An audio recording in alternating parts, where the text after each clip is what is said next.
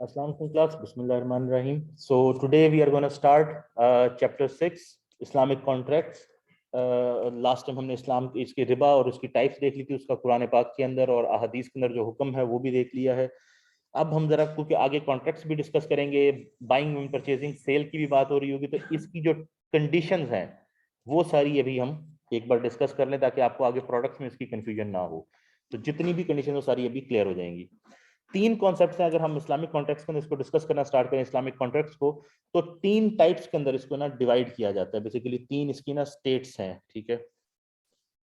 इन तीन टर्म्स का आपको अंडरस्टैंड करना जरूरी है। पहली टर्म है यूनिलैटरल प्रॉमिस, जिसको अरेबिक में हम वादा कहते हैं। यूनिलैटरल और उर्दू में भी वादा ही कहा जाता है। आपने किसी से वादा कर लिया, ये यूनिलैटरल होता है कि मैं ये करूंगा, आपने वादा किया है, उस तरफ से वादा कोई ऐसा कोई चीज उसके अंदर चीज होना जरूरी नहीं होता। और अंडरस्टूड होता है कि उसके लिए ओके है, उसके लिए कोई वादा सेपरेटली वहां से करना जरूरी नहीं है। तो वादा कर लिया कि मैं ये कर दूंगा तुम्हें, या मैं ये की चीज कर दूंगा, किसी को प्रॉमिस कर देना, that is it, unilateral promise. Then comes in bilateral promise, मुआवदा और मुआहिदा, कि दो लोगों का आपस में मुआहिदा एग्रीमेंट होगा, दोनों ने एग्री कर लिया, लेकिन कॉन्ट्रैक्ट नहीं हुआ, कोई चीज बाइंडिंग एक दूसरे के ऊपर नहीं हुई अभी तक। आपने एक दूसरे के साथ एक प्रॉमिस कर लिया है, मैं ये करूंगा मैं ये करूंगा, ठीक है, दोनों का आपस में मुआहिदा हो गया किसी बात के ऊपर कि ऐसा कर लेते हैं कुछ। और last is contract, the actual contract, जहां पर अक्द हो गया है। अक्द इसको अरबिक में कहते हैं कि कॉन्ट्रैक्ट हो गया, आपस में एक चीज फाइनल हो गई है, ये डील हो चुकी है आपकी आपस में और दोनों पार्टीज एग्री करती हैं इसके ऊपर प्रॉपर्ली, ठीक है। यूनिलैटरल प्रॉमिस बेसिकली एक साइडेड प्रॉमिस होता है। It refers to a unilateral undertaking or promise extended by one person to another in which he promises to execute a contract in future. Again, ये usually future में कि मैं ये ऐसा करूंगा, मैं तुम्हें ये कर दूंगा, तो आप उससे एग्री कर देते हैं। For example, you do an agreement to sell और buy something in the future, कि मैं तुमसे ये चीज खरीद लूंगा, या मैं तुम्हें अपना ये स्पीकर बेच दूंगा। So it would be just a promise, binding नहीं है, और बायर के लिए भी बाइंडिंग नहीं है। उसने कोई मेरे से वादा तो नहीं किया ना कि मैं खरीदूंगा, मैंने कहा कि मैं भेज दूंगा। सो मेरी तरफ से एक प्रॉमिस है। मेरे लिए ये जरूरी है कि मैं उसको ऑनर करने की कोशिश करूं, कि मैंने जो वादा किया है उसको पूरा करूं। बीइंग अ मोमिन, वादा करना पूरा करना जरूरी है हमारे लिए। Since it's a unilateral promise, no question of future sale arises, as future sale is not allowed in Islam. क्योंकि फ्यूचर सेल अलाउड नहीं है इस्लाम के अंदर। जो हम चीज इसके अंदर डिस्कस करने जा रहे हैं, स्पेशली जब हम कोई चीज बाय और सेल कर रहे हैं, तो इस कॉन्टेक्स्ट में दो चीजें हैं, एक वो कमोडिटी और एक उसकी प्राइस। इनमें से एक चीज तो एट अ टाइम डेफर हो सकती है, या तो कमोडिटी फ्यूचर में डिलीवर होगी या पैसे उसके फ्यूचर में दिए जाएंगे। दोनों चीजें फ्यूचर में डेफर नहीं कर सकते हैं कि जी मैं तुमसे खरीदूंगा और वो इसके इतने पैसे दूंगा, ये चीजें नहीं हो सकती। दोनों चीजें फ्यूचर में नहीं जा सकती। इसमें से कोई एक चीज आज होना जरूरी है, या तो कमोडिटी एक्सचेंज हो जाए या उसकी प्राइस, या तो दोनों एट द सेम टाइम। जैसे आम हमारी बाइंग एंड सेलिंग होती है कि पैसे दिए और चीज ले ली, या तो ऐसे हो जाए, या फिर कोई एक चीज अभी एक्सचेंज हो जाए, दूसरी तय हो जाए, फाइनल हो जाए, लेकिन वो फ्यूचर में एक्सचेंज होनी हो। कि कोई चीज बनाने का ऑर्डर दीजिए, जब बनेगी तो आपको डिलीवर हो जाएगी, इस तरह की कोई चीज है, तो टाइम उसके अंदर एक चीज का डिले हो सकता है, दोनों का डिले नहीं हो सकता, क्योंकि यहां पर सिर्फ एक बंदा प्रॉमिस कर रहा है और कोई चीज बाय और सेल नहीं हुई। सिर्फ एक बंदे ने प्रॉमिस किया, इसलिए इसके अंदर फ्यूचर सेल का फिलहाल कोई मामला आता ही नहीं, सवाल ही पैदा नहीं होता, क्योंकि फ्यूचर की बात नहीं कि मैं बेचूंगा मैं खरीदूंगा, ऐसी कोई बात हुई नहीं उसमें फिलहाल। इंक्रीज हो, एक बंदे ने वादा किया है इस मामले के अंदर, जो मैं क्लियर कर दूं, तो वादा बेसिकली ये है कि उसने उसको कहता है मैं तुम्हें इतने में ये चीज बेच दूंगा। अब कल को उसने देखा यार ये चीज तो महंगी हो गई है, तो क्योंकि आपने वादा किया हुआ है, जो इस्लामिक प्रिंसिपल हुई है कि वादा पूरा किया जाए। अब आपको चाहे थोड़ा सा नुकसान भी हो रहा है क्योंकि आप वादा कर बैठे, या तो पहले वादा ना करते, सोच कर वादा कर लेते, तो अब आप वादा कर बैठे तो उसको उसी प्राइस के ऊपर आप फुलफिल कर दें, फिर उस नुकसान को आपको बेयर कर लेना चाहिए। क्योंकि ऑल दो वादा बाइंडिंग नहीं है, लेकिन जो इस्लामिक जुरिस्ट है उनका कहना यह है कि ये दयानत का एस्पेक्ट है, कि आपको लोग ट्रस्टवर्दी नहीं समझेंगे अगर आप अपना वादा पूरा नहीं करते। तो ये दयानत का एक मामला है कि जिसके अंदर आपको अपनी दयानत साबित करनी चाहिए, आपको करना चाहिए कि आपको फुलफिल कर देना चाहिए, चाहे इवन अब आपको नुकसान भी हो रहा है।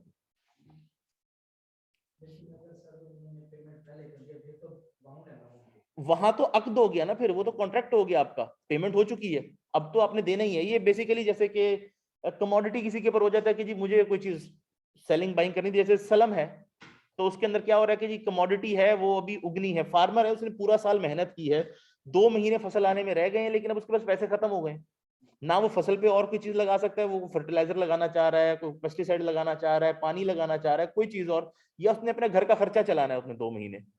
तो तब तक वो कहता है यार पैसों की जरूरत है, आपको इस्लाम ने अलाउ किया है, आप क्या करते हैं वो फार्मर, वो कहते हैं जी मैं आपको इतने मन गंदुम बेचूंगा, बेच रहा हूं, ठीक है, जिसकी डिलीवरी इस डेट को मैं करूंगा और आपको इस प्राइस के पर ये बेच रहा हूं, ये पैसे मुझे दे दें। प्राइस उस वक्त जो मार्केट में प्राइस होगी उससे यूजुअली कम ही होती है, तो उसके ऊपर वो बेच देता है आज गंदुम और उसके पैसे ले लेता है। अब उसने ये नहीं कहा कि मैं अपने ही खेत से दूं, उसने ये कहा कि इतने मन गंदुम दूंगा इस क्वालिटी की इस डेट को, और उसकी प्राइस तय होगी और वो प्राइस आज एक्सचेंज होगी, ये नहीं हो सकता प्राइस भी फ्यूचर में जाए, प्राइस आज एक्सचेंज होगी। अब जिस डेट को आई फसल मार्केट में, उसने सोचा था ये होगी लेट्स सपोज 1,000 रुपए मन, इसलिए उसने 900 रुपए मन के पर बेच दी। जब आई तो मार्केट में ऐसे हालात बन चुके थे कि जी वो हो गई तकरीबन 2,000 रुपए मन, 1,500 रुपए मन। अब वो ये सोचे यार ओहो अब तो मैं बेचूं, क्या करूं, उसके पैसे वापस कर दूं जाकर, ये तो मैं महंगी बेच सकता हूं। नहीं, आपने सलम किया था, आप कमोडिटी डिलीवर करेंगे, क्योंकि आपने सलम किया, आप उसके पैसे ले चुके हैं ऑलरेडी। अब वो इस्लामिक प्रिंसिपल ये है कि चाहे इवन नुकसान भी और आप उसको डिलीवर करें।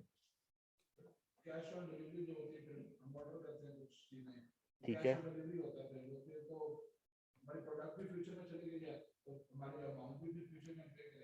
नो द थिंग इज आपने ऑर्डर किया, वो चीज आपके पास आ रही है अभी, ठीक है, जब आई तो आपने कैश देकर ले ली ना, प्रोडक्ट ले ली, ठीक है, आपका एग्रीमेंट हो गया, ठीक है, कि मैं खरीदना चाह रहा हूं इसके ऊपर।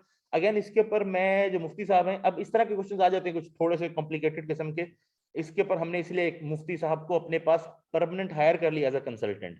तो आप ये क्वेश्चन मुझे ग्रुप में या मुझे वैसे पोस्ट कर सकते हैं, तो ये जब मुफ्ती साहब अवेलेबल होंगे उनसे मैं डिस्कस भी कर लूंगा। राफे अशरफ उस्मानी साहब हैं, तो very knowledgeable person, very interesting actually, तो उनसे डिस्कस भी कर लूंगा। लेकिन पर्सपेक्टिव इसके अंदर ये कि सेल एग्जीक्यूट तब हो रही है जब आपने कैश देकर वो पार्सल रिसीव कर लिया है, आपने इंटरेस्ट जरूर किया कि मैं ये लेना चाहता हूँ, मुझे भेज दें, जैसे ही रिसीव होगा मैं इसका कैश भी आपको दे दूंगा।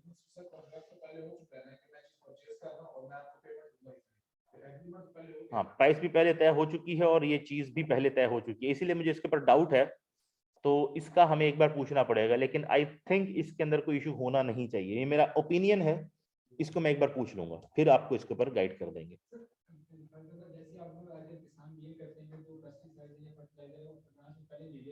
ठीक है, ठीक है,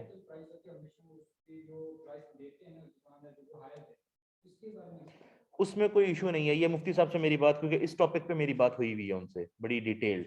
या आप ट्रैक्टर ले लेते हैं, ठीक है जी, अब आपको वो कहते हैं जी अगर आज सारी कैश पेमेंट कर दें तो जी ये 30 लाख का है, अगर आप मुझे इसकी पेमेंट 2 साल तक करेंगे इंस्टॉलमेंट्स में या 2 साल बाद करेंगे तो आप मुझे ये 35 लाख का मैं आपको बेचूंगा, तो नो प्रॉब्लम। इसके अंदर जो प्रॉब्लम आती है वो कहाँ आती है, कॉन्ट्रैक्ट हो गया, आपके अंदर प्राइस चेंज हो सकती है, विद टाइम प्राइस चेंज हो सकती है कि जी फ्यूचर में मैं आपको पेमेंट करूंगा, ठीक है जी इतने की बेचूंगा चीज आपको, ठीक है, एग्रीमेंट आज हो जाए, ये नहीं कि जी इतने, जैसे कि हम ये कहते हैं कि जी 1 महीने में दोगे तो 1 साल में अगर पेमेंट कर देंगे तो जी 32 लाख का दूंगा, 2 साल में करेंगे तो 35 का दूंगा, 3 में करेंगे तो 37 का दूं, ये अलाउड नहीं है। टाइम पीरियड भी आज तय हो जाएगा जी, 2 साल में करूंगा 35 लाख के अंदर पेमेंट होगी, तय हो गया जी, नो प्रॉब्लम, यहां तक मामला अलाउड है। प्रॉब्लम कहां आती है, जब ये हो जाए 2 साल से पहले देना चाहते हैं तो आप उसको कोई डिस्काउंट दे दें या उसके ऊपर फाइन चार्ज करें, क्योंकि फाइन भी चार्ज होता है इन मामला में कि पहले क्यों दिया, हमने तो सोचा था हमारी इनकम बननी है इतनी, पहले हम नहीं लेंगे, या तो डिस्काउंट भी दे दिया जाता है।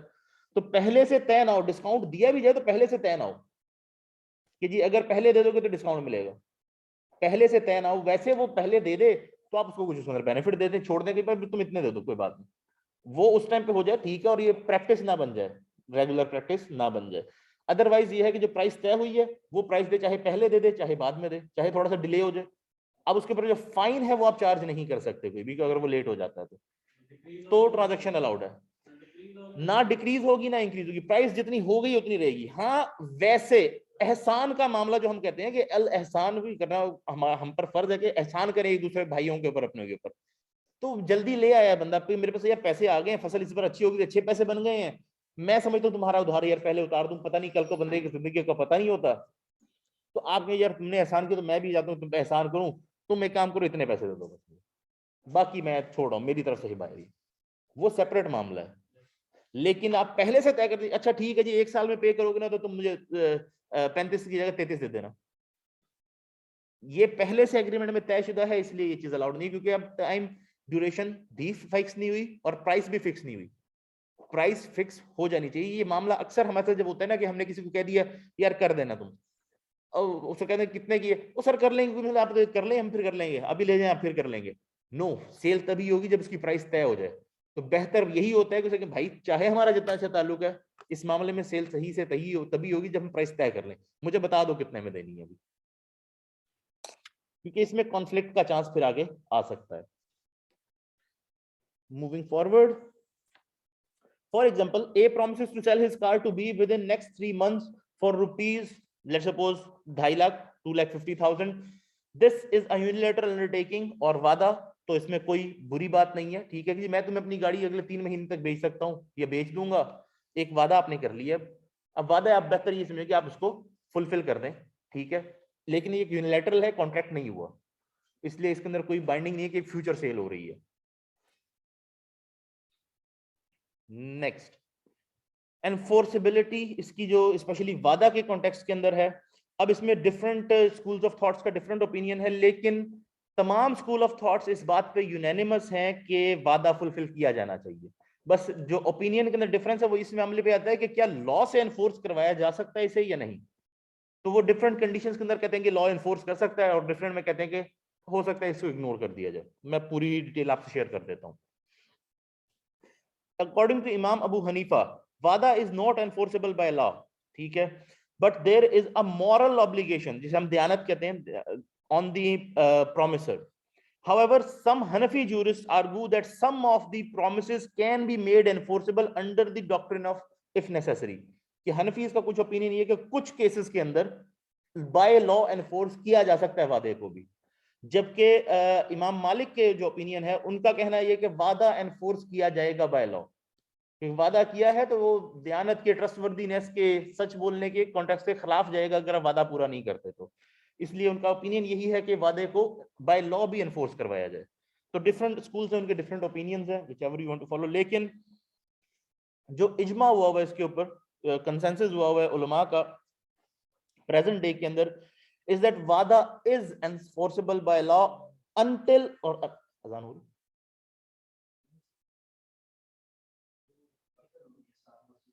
आई थिंक उधर ही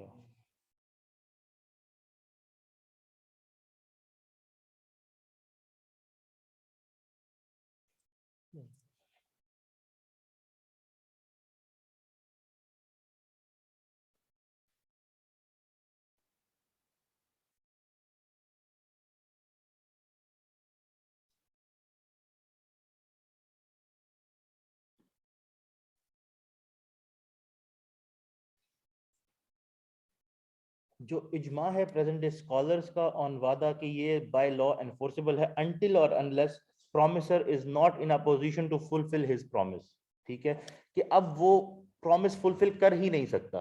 कोई ऐसी सिचुएशन बन गई है कि फॉर एग्जांपल उसने कहा था मैं आपको अपनी गाड़ी बेचूंगा 2.5 लाख के अंदर, अब हुआ ये कि उस दौरान गाड़ी का एक्सीडेंट हो गया, अब गाड़ी सेलेबल कंडीशन में रही ही नहीं, या इस फ्लड में बह गई, है ही नहीं चीज, अब उसका कसूर भी नहीं था, तो अगेन अब फिर वो वादा प्रॉमिस फुलफिल नहीं कर सकता, तो उस केसेस के अंदर फिर वो बाय लॉ एनफोर्सेबल नहीं होगा।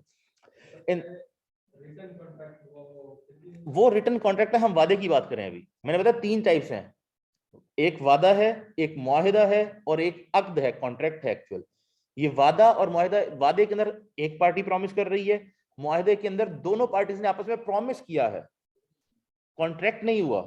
अक्द के अंदर एग्रीमेंट हो गया, कॉन्ट्रैक्ट हो गया, एक चीज के ऊपर फाइनल हो गई बात। बेसिकली जब अक्द हो जाएगा ना, तब हम कहेंगे मैंने तुम्हें ये चीज बेच दी,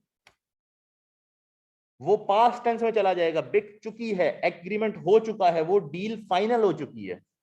उससे पहले ये प्रॉमिस की स्टेजेस हैं सिर्फ, तो वो जब हम उस पर आते हैं तो फिर उसको हम डिस्कस कर लेते हैं डिटेल में।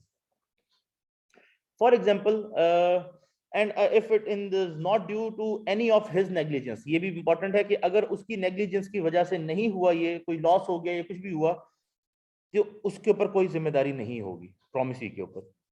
For example in the case here A promises to sell horse to B and the horse dies without any negligence on part of A, then no damages are due to A for B. तो उसने promise किया था लेकिन अब उसकी कोई negligence नहीं थी, हॉर्स मर गया, अल्लाह की तरफ से था, तो अब वो उसके अंदर कोई उसका लायबिलिटी नहीं है कि उसको नेग्लिजेंस उसको लॉस फुलफिल करके देना हो बी को। But if it is due to his negligence then he has to make good the actual loss to the promisee. तो अगर उसकी नेग्लिजेंस की वजह से तो जो एक्चुअल लॉस दूसरे प्रोमिसी को हुआ है वो आपने सही करना है। फॉर एग्जाम्पल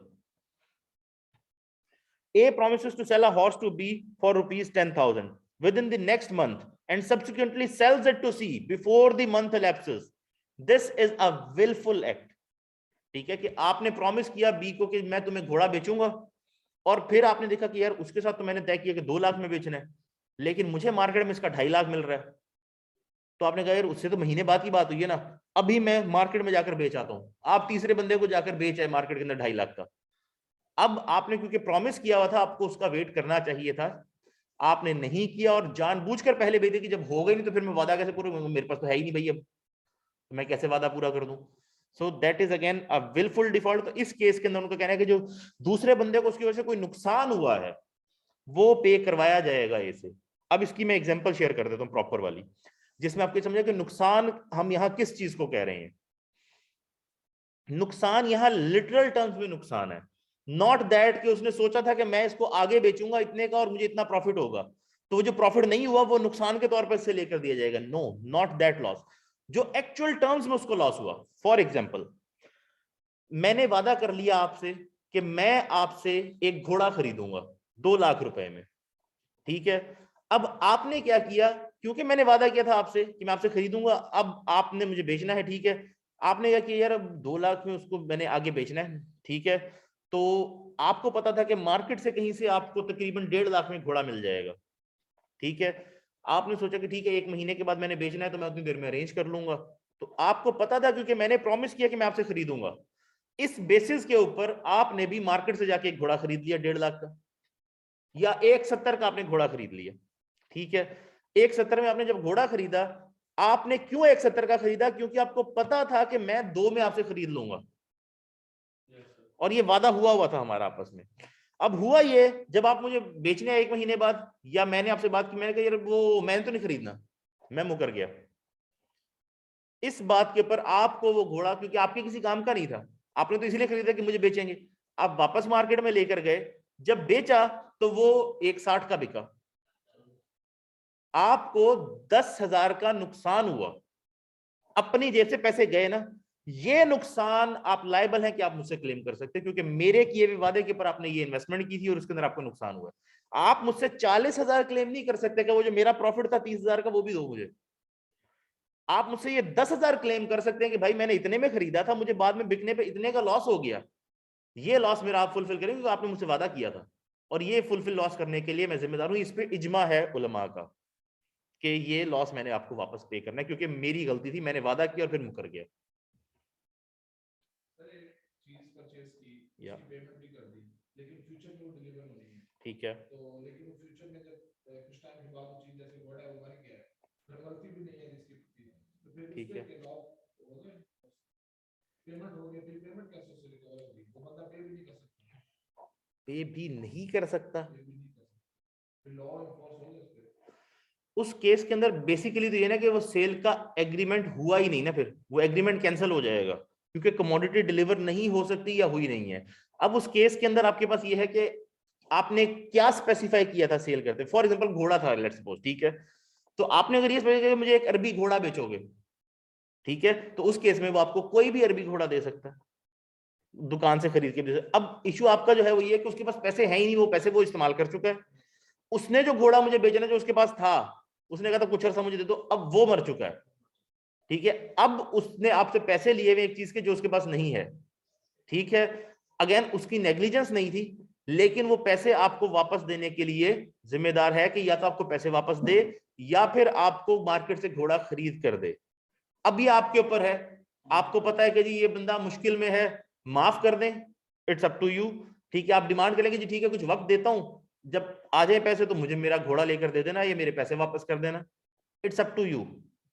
ठीक है, इसके अंदर डिफरेंट कॉन्टेक्स्ट में अलाउड है, इसमें कोई चीज ऐड नहीं हो रही, सब्ट्रैक्ट नहीं हो रही। एक डील हुई थी, नेचुरली कुछ हो गया, उसने जानबूझ कर कुछ किया, वो अलग कॉन्टेक्स्ट है, लेकिन अगर नेचुरली हो गया तो उस केस के अंदर जितना हो सकता है आप उसको बेनिफिट देने की कोशिश करेंगे। ये भी हो सकता है कि कल वो क्योंकि अब ये उसके पर उधार है बेसिकली, ये पैसे या तो उसने वापस करना है या आपको घोड़ा देना है, तो क्योंकि अब अगर वो नहीं कर सकता तो डेफिनेटली उसको ज़कात मिल सकती है, तो कल को वो ज़कात के पैसे उसको मिले और उससे वो आपको दे दे, वो भी हो सकता है।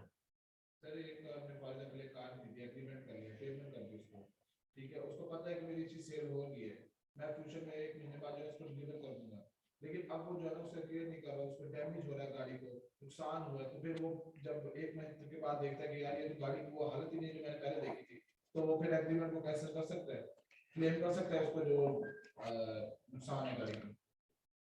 अगेन इसके अंदर बात यह है कि आखिर वो चीज डेफर ही क्यों हुई। पहले केस के अंदर डेफर कर सकते हैं, लेकिन उसकी कोई रीजन होनी चाहिए ना, चीज बन रही थी, चीज कहीं से आनी थी, ठीक है, उस दौरान अगर उसको कोई लॉस हो गया, वो जिसकी मिल्कियत में है उसका है, ठीक है। आपको जब ये चीज परचेज करनी है, ये basically at the spot, usually इस तरह की चीज जो कि आपको ट्रांसफर हो सकती है, जिसको नुकसान हो सकता है, यूजुअली एट द स्पॉट होती है कि आप कैश देते हैं और ये मैंने तुम्हें बेच दी, होगी ट्रांजैक्शन, ठीक है। उसकी कंस्ट्रक्टिव पोजेशन आपको उसने हैंड ओवर करनी होती है कि एटलीस्ट उसकी पोजेशन आपके पास आ जाए, ठीक है। यूजुअली डेफर करने के पीछे कोई रीजन होना चाहिए कि आपने डेफर क्यों कीजिए 1 महीने बाद, तो फिर उसकी ट्रांजैक्शन भी 1 महीने बाद होनी चाहिए। ये नहीं ना कि आज आपने तय कर लिया और महीने बाद दोनों चीजें एक्सचेंज हो रही हूं, तो उसी डेट को होंगी। हाँ, आज आपने प्राइस तय करी है, मैं डिलीवरी यार तुम्हें 1 महीने बाद दे सकता हूं, अभी नहीं दे सकता। उस दौरान अगर उसको कोई नुकसान होता है, उसकी पोजेशन में तो उसकी में थी ना, तो वो लॉस उसका होगा, वो आपके साथ दोबारा नेगोशिएट कर सकता है, आप उसके साथ एग्री करेंगे यार इस बेसिस के अंदर मैं ये कर रहा हूं नया, आप उसको दोबारा नेगोशिएट कर सकते हैं, ठीक है। अगेन ये भी आप मुझे लिख के दे सकते हैं, इसको भी हम एक बार मुफ्ती साहब से दोबारा कंफर्म कर लेंगे, क्योंकि प्रॉपर शरिया पर्सपेक्टिव उनसे मिलेगा इसके ऊपर। Okay, so you get the idea basically कि जो लॉस हुआ है उसको, एक्चुअल फिजिकल लॉस हुआ है अमाउंट के अंदर, वो रिकवर कर सकता है, लेकिन जो प्रॉफिट उसने सोचा हुआ था वो रिकवर करना वो सही नहीं है इस कॉन्टेक्स्ट के अंदर।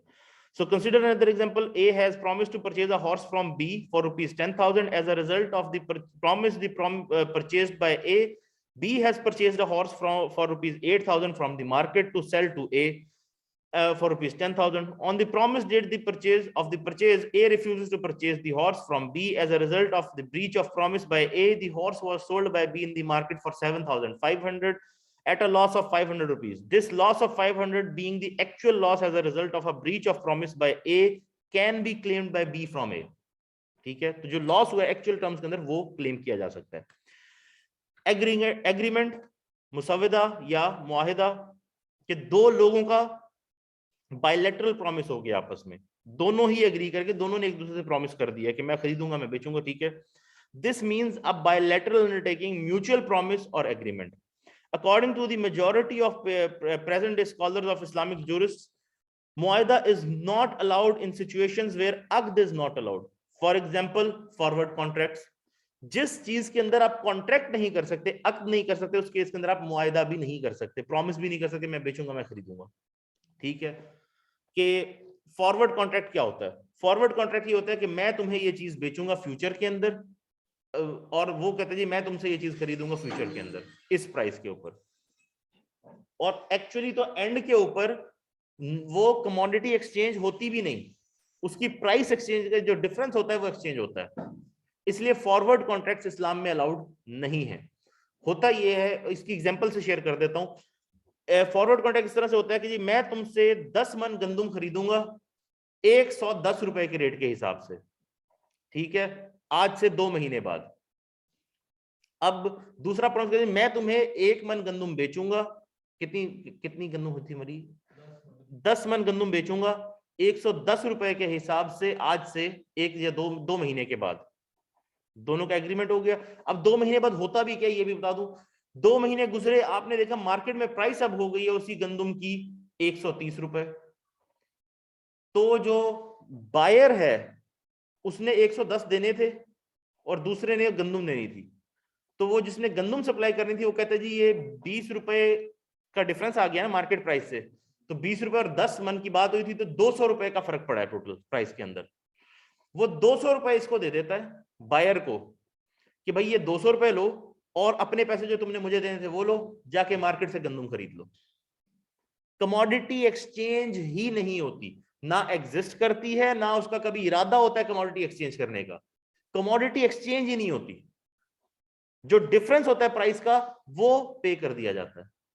अगर यही गंदम हो जाती 100 रुपए की, तो वो कहते हैं तुमने मुझे 110 के हिसाब से पेमेंट करनी थी, मार्केट में आज 100 रुपए की है, तो तुम एक काम करो 10 रुपए के हिसाब से मुझे पेमेंट करो, जाके मार्केट से खरीद लो। बाकी 100 रुपए से जाके मार्केट से खरीद लो, 10 रुपए के हिसाब से मुझे 100 रुपए दे दो, मेरा 100 रुपया बनता है इसके अंदर। सर अगर डिफरेंस पहले से तय हो के अगर बात फ्यूचर में एक्सचेंज होगी, वैल्यू मतलब अप एंड डाउन होगी, तो ये फिर ओके है? नहीं, मैं जो बात समझा रहा हूं उसको समझें। बेसिकली फॉरवर्ड एग्रीमेंट ये है कि प्राइस का उसमें इशू नहीं, उसमें ये है कि आज आपने एग्रीमेंट कर लिया कि फ्यूचर में खरीदूंगा, ठीक है, और दूसरे के लिए मैं फ्यूचर में बेचूंगा, जबकि फ्यूचर में कभी वो चीज कमोडिटी एक्सचेंज होती ही नहीं है। वो डिफरेंस जितना भी होता है ये इसकी पॉलिसी है, ये नहीं कि आज प्राइस में तय हो जाए फ्यूचर की प्राइस के ऊपर, नहीं, आज प्राइस तय हो जाती है। फ्यूचर्स की फॉरवर्ड्स के बाद फ्यूचर्स की एक्सचेंजेस होती हैं और इस तरह की चीजें होती हैं, ठीक है।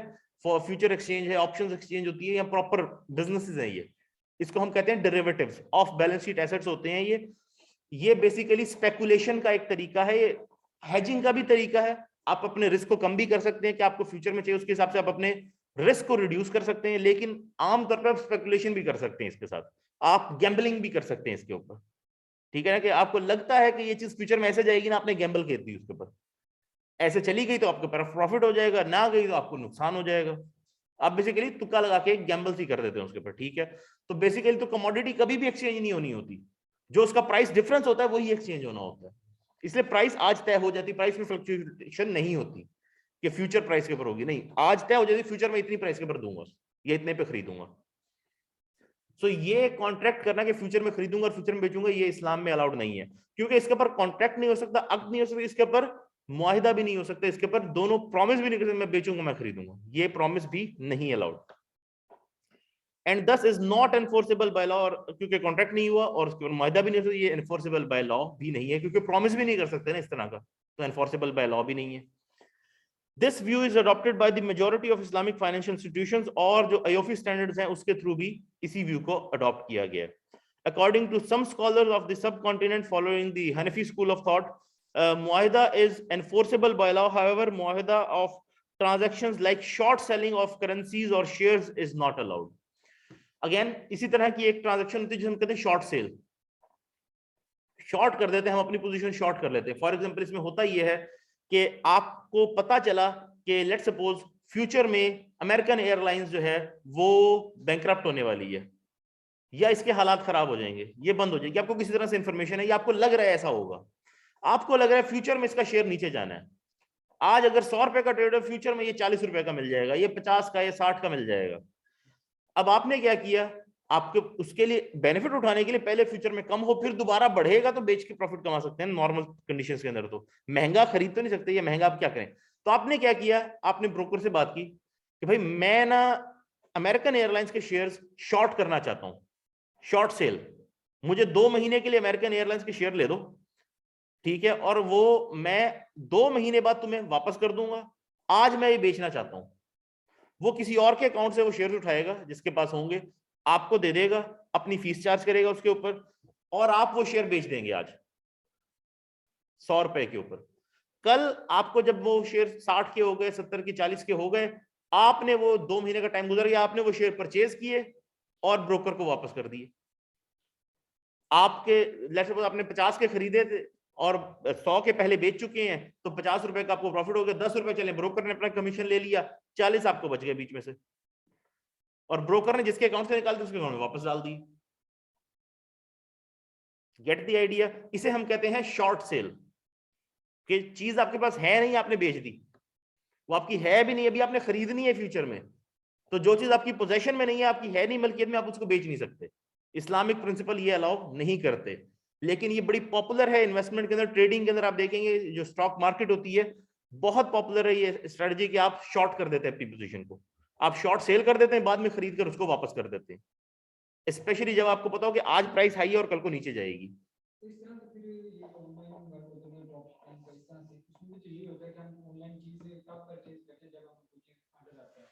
एक तो मुझे हम करने वाले ऑर्डर आया, हम दूसरी वेबसाइट से परचेज करके उसको साइन करनी है, तो तब भी तो हमारे पास कोई चीज अवेलेबल नहीं है। ये पॉइंट है जो इंपॉर्टेंट है यहां पर नोट करने वाला। सेल का एग्रीमेंट, जो आपका भी पॉइंट था ना, वो इससे मिलता जुलता है। सेल का एग्रीमेंट तब तक नहीं हो सकता जब तक वो चीज आपकी कंस्ट्रक्टिव पोजेशन में कम से कम ना हो, या पोजेशन में हो या कंस्ट्रक्टिव पोजेशन, दोनों का मतलब भी समझा दूं, आगे यही डिस्कस भी होगा। बेसिकली पोजेशन ये है कि चीज आपके पास पड़ी है, जैसे कि मैं कहूं मैं आपको ये बोर्ड मारकर भेज दूं, मेरे पास पड़ा है, मैं उठा के आपको दे दूंगा, आप मुझे कैश दे देंगे, सेल होगी, ठीक है। या कंस्ट्रक्टिव पोजेशन, मेरे ऑफिस में पड़ा हुआ है, वहां पर, यहां नहीं पड़ा, मैं आपको दे दूंगा, मेरे पोजीशन वहां मेरे पास ऑफिस में ड्रॉर में पड़ा हुआ है, मुझे पता है वहां पड़ा हुआ है, ठीक है। या फिर मैंने किसी अपने दोस्त के पास किसी और के ऑफिस में रखवाया हुआ यहाँ पर, या किसी स्टूडेंट के पास रखवा दी था कि यार मैं तुमसे ले लूंगा, और मुझे पता है वो यहीं पर ही है, ये थोड़ी देर में आ जाएगा, मुझे दे देगा, और उसे भी पता है कि मैंने सर को वापस करना है, सर से लिया हुआ है, ठीक है, नो प्रॉब्लम। मैं अब ये मेरी कंस्ट्रक्टिव पोजीशन में ये चीज मैं आपको भेज सकता हूँ। एक चीज जो मेरी पोजीशन में है ही नहीं, जो मैं ओन नहीं करता, उसका रिस्क मेरे पास नहीं है, वो चीज मैं आपको नहीं बेच सकता। This is a fact. अब जो आप ड्रॉप शिपिंग की अगर इसमें बात कर रहे हैं, जैसे कि Amazon की ड्रॉप शिपिंग है, जिसका मॉडल मैं जानता हूं, जिसके बारे में मुझे पता है, या दराज की भी है, ठीक है, जिसको मैं समझता हूं, जो मॉडल मैंने देखे हुए हैं, उसमें वो प्रोडक्ट आपके पास आता है, आप खरीदते हैं, आप आगे उनके वेयर हाउस पे भेज देते हैं, फुलफिल्ड बाय दराज या फुलफिल्ड बाय Amazon जो है, उनका एक वेयर हाउस होता है, वहां भेज देते हैं, वो आपसे सामान रखने के चार्जेस मिलते हैं। बेसिकली आपका आइटम ऐसा होता है जो रनिंग होता है, वो हर प्रोडक्ट को नहीं अलाउ करते, जो रनिंग होता है, पता है, बिकता रहता है, आप एक साइजेबल क्वांटिटी उनको भेज देते कि बार बार मैं कहां उनको भेजता रहूंगा, आप एक ही बार उनके पास भेज देते हैं, उनसे कहते हैं जब ऑर्डर है अपने पास से भेज देना आगे। अगर चीज ना बिके तो जितना अरसा पड़ी रहेगी वो आपसे रेंट चार्ज करेंगे अपनी शेल्फ के ऊपर, जितनी जगह इसने हमारे पास घेरी हुई, पर स्क्वायर मीटर वॉल्यूम के हिसाब से वो चार्ज करते हैं आपसे। तो ये किसने देना है? आपने, आपकी मिल्कियत में है वो चीज, आपकी ओनरशिप में, उनकी ओनरशिप में नहीं है, ठीक है। दूसरी चीज, वो आप ही एज अ सेलर बेच रहे हैं वहां पर, वो फैसिलिटेट कर रहे हैं आपको। इसके ऊपर भी अगेन हम मुफ्ती साहब से एक बार ओपिनियन ले लेंगे कि फैसिलिटेशन का इसके अंदर क्या मामला है, क्योंकि उनका वो है जो बेसिकली मॉडल है वो उनका, जिसके ऊपर आप बेच रहे हैं, जो ऑनलाइन सेलिंग का मॉडल है, सेलर आप ही हैं, सेलर Amazon नहीं है। फुलफिल वो कर रहे हैं क्योंकि आपने उनको भेजिए कि मेरे बिहाफ पे भेज दो एज एन एजेंट। दूसरी चीज, अगर वो चीज ना बिके, या तो आप वापस मंगवा सकते हैं, या फिर उसको कुछ हो जाए, डैमेज हो जाए, वो आपके ऊपर है, इसकी इंश्योरेंस वगैरह की पेमेंट भी आपने करनी होगी, अगर करनी होगी तो। नहीं बिकेगा वापस आपको ही मिलेगा वो, या आप उसका रेंट पे करते रहेंगे जब तक उनके पास पड़ा रहेगा। तो बेसिकली आपकी ओनरशिप के अंदर है, आपकी मिल्कियत में, उसका नुकसान आपके साथ है। तो इन दैट केस, क्योंकि आपकी ओनरशिप के अंदर है, आप उसको बेच सकते हैं इस कॉन्टेक्स्ट के अंदर। जो ड्रॉप शिपिंग मैंने जितना कॉन्टेक्स्ट समझा हुआ है इसका, जितना मैंने इसको स्टडी किया हुआ, ठीक है। अब ये कि वो फैसिलिटेट कर रहा है, इस मामले में क्या होगा, अगेन इसको भी हम एक बार मुफ्ती सबसे क्लैरिफाई कर लेंगे। लेकिन जो सेल का प्रिंसिपल है वो ये है कि आपकी ओनरशिप में हो और आपके रिस्क पे हो। दूसरी चीज, आपके रिस्क पे भी हो, क्योंकि जब आपकी मलकियत होगी तो आपका रिस्क भी होगा, उसको कोई डैमेज होगा तो नुकसान आपने पे करना है, किसी और ने पे नहीं करना। एक चीज होती है जो हमारे यहाँ जो नहीं अलाउड, जो चीज यहाँ हमारे यहाँ होती भी है प्रैक्टिस में, ये अभी सीजन भी चल रहा है इस चीज का, आप देखेंगे कई फीमेल्स हैं जो फेसबुक के ऊपर, व्हाट्सएप वगैरह के ऊपर ना चीजें आपको बता दी, जैसे कि मैंने जी अमेरिका से आपको मंगवा के दे सकती हूँ, ठीक है, उसकी कुछ जानने वाली है या उसने खुद जाना है, उसका जो भी लिंक है वहां पर। होता यह है कि इस टाइम पे वहां चीजें सस्ती हैं, थैंक्स गिविंग चल रही है, सस्ती चीजें मिल रही हैं, तो आप बता दें ये चीज मुझे मंगवानी है। अब वो वहां ऑर्डर दे देती है आगे, जिसके साथ भी उसकी डील है, और कहती है डायरेक्टली कस्टमर को भेज दो, और पेमेंट वो आपसे ले लेती है, जिस तरह भी पेमेंट ट्रांसफर होती है, ठीक है। अब वो प्रोडक्ट डायरेक्ट आपके घर पे डिलीवर हो जाता है वहां से। ये ट्रांजैक्शन अलाउड नहीं है, ये ट्रांजैक्शन शरन गलत है। यस, वो अपने एड्रेस पे मंगवाएगी, उसके पास कंस्ट्रक्टिव पोजेशन आएगी उस प्रोडक्ट की, जब वो अपने हाथ में इसको पोजेस कर लेगी और फिर आपको भेजेगी अपने पास से, रिस्क होगा उस दौरान उसको कुछ हो जाए, प्रोडक्ट को डैमेज हो जाए, कोई चीज हो जाए, वो शिप करे, उस दौरान कोई नुकसान हो जाए, वो उसका होगा, तब ये ट्रांजैक्शन अलाउड है। इसी वजह से जो आपका क्वेश्चन था उसके अंदर मैंने यही ओपिनियन दिया था कि ये सिस्टम के अंदर कोई खराबी लग नहीं रही, कि अगर एक दो दिन का डिले हो जाता है, एग्रीमेंट पहले हो गया और वो दोनों चीजें थोड़ी सी डिले हो रही हैं, इसमें मुझे कोई इस तरह की इश्यू नहीं लगा, क्योंकि मुफ्ती साहब से मेरा ये पॉइंट डिस्कस हुआ है इस मामले के ऊपर। तो उनका ओपिनियन ये था कि ये सिस्टम अलाउड है। अब यहाँ भी तो पेमेंट होगी, सेल हो गई, कोई एग्रीमेंट हो गया है, और प्रोडक्ट अभी लेटर आ रहा है, लेकिन उसका तरीका एक सर्टन एस्टेब्लिश है कि डायरेक्ट नहीं डिलीवर हो सकता, ठीक है। उसकी वजह बताता हूँ। मुझे गिफ्ट करना था, मैंने एक परफ्यूम मंगवाया किसी से, ठीक है। अब उसने जब मुझे परफ्यूम भेजा, जब मैंने रिसीव किया तो मुझे लगा इसमें से आवाज आ रही है और वो लाइट भी लग रहा था। जब मैंने ओपन किया तो अंदर से परफ्यूम की शीशी पूरी टूट चुकी हुई थी, सारा इवेपोरेट हो चुका था, इसलिए लाइट था और इसलिए आवाज आ रही थी। मैंने उसी को वो भेज दिया कि भी ये देखें इस तरह से मेरे पास डिलीवर हुआ है। डेफिनेटली शिपिंग में कहीं ना कहीं वो डैमेज हो गया और वो इवेपोरेट हो गया, परफ्यूम होता है, या कहीं पहले हो गया, उसको भी पता नहीं चला। उसने उसको रिप्लेस कर दिया, जिसने मुझे, वो खुद लेकर आती है या किसी से मंगवाती है, उसके पास आता है, उसने डायरेक्टली मुझे भेजा था खुद, तो उसने वो मुझे रिप्लेस करके दिया। अगर वो कहीं और से आता तो अभी उसके रिस्क पर, तो उसके बंदे के रिस्क पर जिसने भेजा था मुझे।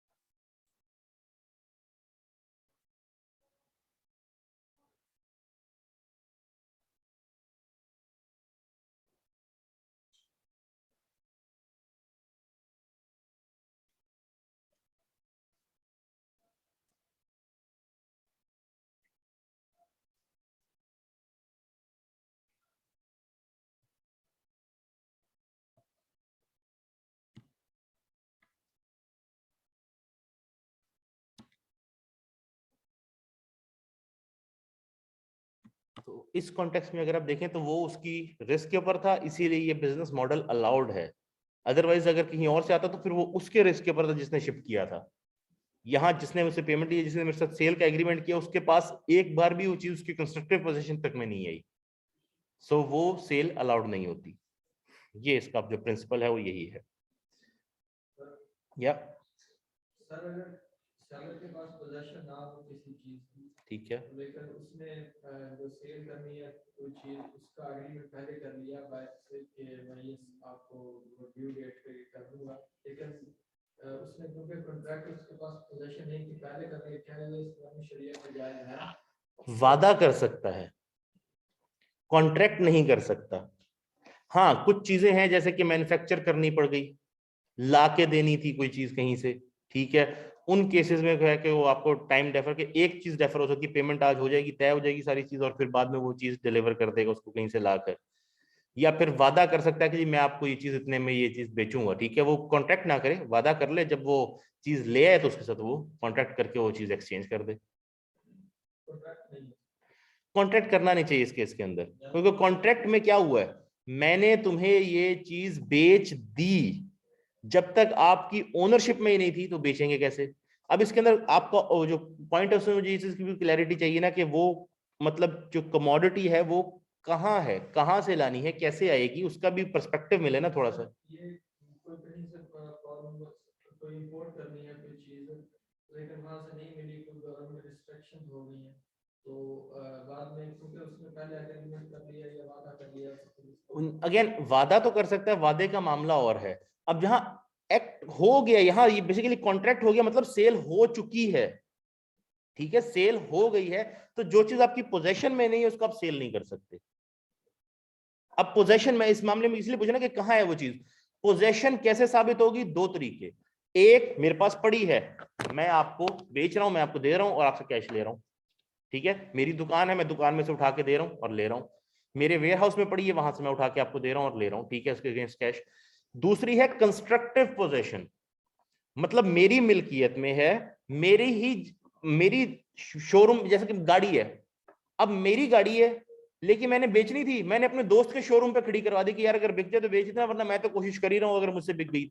मेरी आपसे बात हो गई कि आपने कहा यार मैं लेने को तैयार हूं, आपको फोटो पसंद आ गया, बस ठीक, इसी के ऊपर मैं लेने को तैयार हूं, सारा एग्रीमेंट हो गया, गाड़ी अभी भी मेरी कंस्ट्रक्टिव पोजीशन में, मुझे पता है कि जब मैं अपने दोस्त से कहूंगा कि भाई ये गाड़ी इस बंदे को दे दो, वो दे देगा, ये मैं जब चाहूं वहां से लेकर आप तक पहुंचा सकता हूं, क्योंकि मैं उसका मालिक हूं, वो उसका मालिक नहीं है, मैंने उससे खरीदनी नहीं है, मेरी ही गाड़ी उसके पास खड़ी है, तो मैं आपको बेच सकता हूं, चाहे मेरे पास इस वक्त नहीं है, चाहे मेरे पास इस वक्त पोजीशन भी उसकी नहीं है, किसी और के पास मैंने रखवाई हुई है, लेकिन उसको पता है कि उसने मुझे दे देनी है, जब मैं कहूंगा मुझे चाबी दे देगा, मैं जाके आपको डिलीवर कर दूंगा, गाड़ी मेरी है, मुझे पता है वो मुझे ये करने देगा। In that case sale allowed है। लेकिन जो चीज आपके पास है ही नहीं, एग्जिस्ट ही नहीं करती, उसको इसी वजह से कहा गया कि अब ये जो मामला बार बार इशू हो रहा है, ये इसीलिए हो रहा है ना कि चीज है ही नहीं, बेच दी, अब क्या करें। तो इन दिस केस चीज बेची ही नहीं जाएगी। वादे की हद तक आप कर सकते हैं, लेकिन वो भी इस्लाम में नहीं कि वादा आपको फिर पूरा भी तो करना है, तो इसलिए चीज हो तब आप उसको बेचने का एग्रीमेंट। यूजुअली ये जो मामला आता है ना, ये सलम में आ सकता है। सलम में आपने पैसे पहले ले लिए, ठीक है, मैं अभी आपका पॉइंट सुन लेता हूं, और बाद में आपने चीज डिलीवर करनी है। अब आपके खेत में वो चीज उगी ही नहीं, ये यूजुअली उगने वाली चीजों के ऊपर होता है, ठीक है। डेट्स का बाग है तो खजूर का हो सकता है, व्हीट हो सकती है, फ्रूट का किसी चीज का बाग है तो वो चीज हो सकती है, वेजिटेबल्स का खेत है तो वो वेजिटेबल्स भी हो सकती हैं। अब वो चीज आपके पास उगी नहीं, नुकसान हो गया, फसल खराब हो गई, उस क्वालिटी की नहीं है जिस क्वालिटी की उसके साथ आपका प्रॉमिस हुआ हुआ है, तो उस एग्रीमेंट में ये नहीं लिखा कि आपने उस खेत से देनी है, उस एग्रीमेंट में ये लिखा इतनी चीज देनी है। आप मार्केट में जाएंगे और उस एग्रीमेंट की कंडीशन है कि जिस वक्त वो एग्रीमेंट पूरा होना है, फुलफिल होना, 2 महीने का टाइम है, 3 महीने का टाइम है। कुछ उलमा का कहना है कि पहली डेट जिस दिन एग्रीमेंट हुआ उस दिन से लेकर जिस डेट को फुलफिल होना है उस डेट तक वो कमोडिटी मार्केट में सेल पे अवेलेबल हो। कुछ उलमा का कहना है कि नहीं, जिस डेट को डिलीवर होना है उस डेट को मार्केट में जरूर अवेलेबल हो। ये नहीं हो सकता कि उस डेट को मार्केट में वो चीज अवेलेबल ही ना हो, ठीक है। तो उस सीजन का ख्याल रखना है हमने सलम करते हुए भी, कि ये सीजन हो और चीज अवेलेबल हो, ताकि आप मार्केट से जाएं, वो चीज खरीदें और उसको डिलीवर कर दें।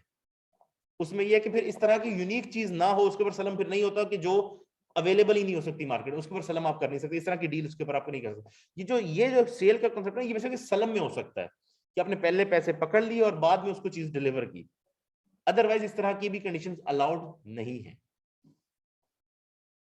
वो जो गाड़ी उसने अपने दोस्त को दी, उसकी पोजीशन में गाड़ी से दी, अब वो डील करता है कि मैं ना आपको गाड़ी शाम को दे दूंगा क्योंकि मेरे पास डॉक्यूमेंट्स भी नहीं है इससे, तो मेरे दोस्त की गाड़ी है, उससे मैं डॉक्यूमेंट्स मंगवा के आपको शाम को गाड़ी हैंड ओवर कर दूंगा। उससे वो डील कर लेता है, वादा कर लेता है कि भाई इतने पैसे भी दूंगा और आपको डॉक्यूमेंट्स। और जो दूसरा दोस्त है जिसकी अपनी गाड़ी है, वो भी डील कर लेता है, वो कहता है मैं आपको शाम को दे दूंगा, लेकिन गाड़ी मेरे दोस्त के पास खड़ी है, उससे मैं गाड़ी आपको खरीद के शाम को आपको दे दूंगा, पैसे भी दूंगा। अब दोनों ने वादा तो कर दिया, अब कौन सा वादा फुलफिल होना चाहिए, जिसके पास पोजीशन है गाड़ी वाली या जिसकी जो ऑनर? बेसिक डिसीजन मालिक का है, ठीक है। अब जो जिसके पास खड़ी है, जिसको पोजीशन दी हुई, बेसिकली वो उसका एजेंट है इस वक्त, उसने उसको एजेंट बनाया हुआ कि मेरे बिहाफ पे बेच दो, ठीक है। अब उसको चाहिए एजेंट को कि उसको कॉल करके बताए कि मैं ये तुम्हारी गाड़ी बेचने लगा हूं इस प्राइस के ऊपर, क्या तुम सेटिस्फाइड हो। अगर वो उससे पहले डील कर चुका है तो बताएगा नहीं भाई मैं बात कर चुका हूं, अब तुम ना बेचो।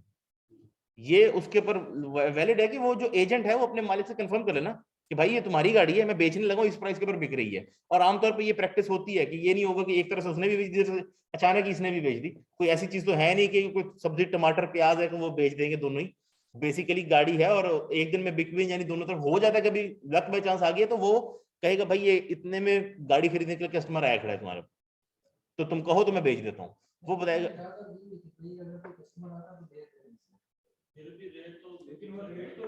यूजुअली रेट डिस्कस होता है।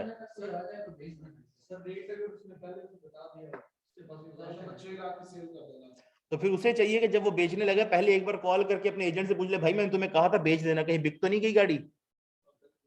और उसको भी चाहिए कि जैसे ही बेचे या बेच दे या बेचने लगे एक बार कॉल कर ले, क्या 2 रुपए की कॉल तो कर सकते ना, 30 लाख की गाड़ी 20 लाख की बेच दी, 2 रुपए की कॉल तो कर सकते हैं एक दूसरे को। कॉमन सेंस की बात है ना, उसने कहा हुआ ठीक है, कहा हुआ है, बता तो देना कि भाई तुम्हारी गाड़ी बिक गई है या बिक रही है। और वो कहे जी मैं अपनी गाड़ी यार बेचने लगा, तुम अब ना बेचना किसी और को। दोनों का एक दूसरे को इन्फॉर्म कर देना जरूरी है, एजेंट को, प्रिंसिपल को। अदरवाइज जैसे भी सेटल कर लें फिर आपस में, उनके ऊपर अब अगेन शरिया उसके अंदर क्या पर्सपेक्टिव दे आपको कि जी आप दोनों ने अलग अलग बेच दी है, उसने एजेंट बनाया था, दोनों को आपस में बात कर लेनी चाहिए उसके ऊपर। अब इसमें कोई रूल तो नहीं ना कि इसकी, अब उसमें ऐसा कोई रूल शरिया में तो क्लियरली नहीं डिफाइंड ना कि जी प्रिंसिपल ने भी बेच दी और एजेंट ने भी बेच दी, अब किसकी वाली एग्रीमेंट को फॉलो किया जाएगा। अब दोनों आपस में बात करेंगे, दोनों अपनी अपनी पार्टी से डील करेंगे, जिसके साथ उनकी बेटर एक अंडरस्टैंडिंग हो जाएगी। बाकी फाइनल डिसीजन किसका होगा? प्रिंसिपल का। गाड़ी किसकी है? प्रिंसिपल की। फाइनल डिसीजन प्रिंसिपल का होगा। वो कह दे एजेंट को भाई तुम वो कैंसिल कर दो, तो एजेंट को चाहिए कि वो कैंसिल कर दे। हालांकि उसने दिया हुआ तो उसको भी इस बात का ख्याल करना चाहिए प्रिंसिपल को कि मैंने उसको इजाजत दी इसलिए एजेंट ने मेरे लिए काम किया है, तो उसको इसका ख्याल रखना चाहिए कि एजेंट की भी रेपुटेशन इसके बाद डैमेज हो सकती है। या तो ये कर सकता है कि वो कह दे कि एजेंट ने पहले ही कॉन्ट्रैक्ट किया और वो दे देता है, जिससे मैंने किया होगा तो कह दूंगा मैं अब नहीं भेज सकता। या सीधी सी बात है। अब जैसे कि एक ऑनेस्ट ओपिनियन वाला बंदा होगा, सही बंदा होगा, क्योंकि उसने वादा किया था कि भाई तुम बेच देना, मैं तुम्हें अलाउ कर दूंगा, और फिर खुद बेच दी किसी और रेट पे। अब चाहे लेट्स सपोज जैसे कि मैं हूं, मैंने गाड़ी किसी को बेच दी 30 लाख की, ठीक है, एजेंट ने मेरे ने बेच दी 29 लाख की। अब मैं मुझे 1 लाख ज्यादा मिल रहा है, मैंने जिसको बेची मैं उसी को बेचूंगा।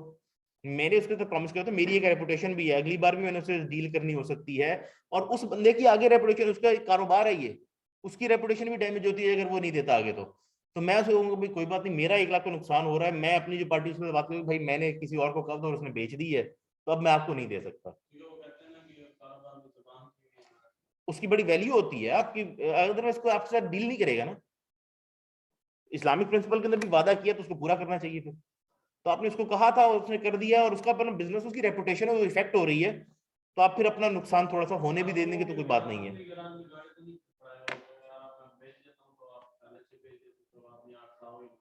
नेक्स्ट टाइम भी अपने से डील करें, डेफिनेटली वो नहीं करेगा, और आपका एक ताल्लुक है, आपने उसके हिसाब से उसको डील कर लेना है।